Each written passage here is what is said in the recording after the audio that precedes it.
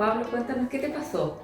Lo que me pasó es que yo estaba boxeando en mi academia de boxeo y 2 o 3 días antes me habían noqueado y había caído justamente de este lado, el lado que me operaron. Entrenando.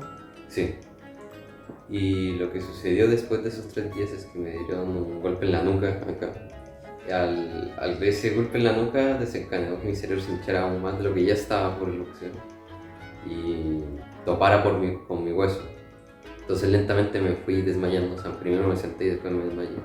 Y después de 10 días más o menos desperté en la clínica.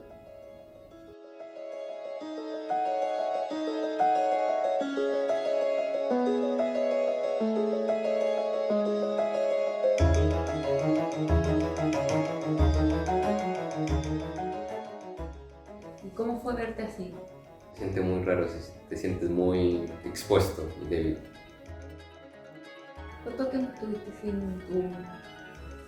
Un par de meses, creo, 2, 3 meses. Estuve fuera un par de meses, como te dije, 3 meses, y después me pusieron clínica otra vez, pero esta vez solamente 2 días. 2 días de clínica y ahora estamos aquí.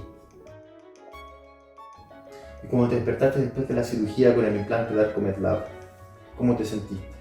Muy, muy bien, porque fue como recuperar una parte de mí que se había ido.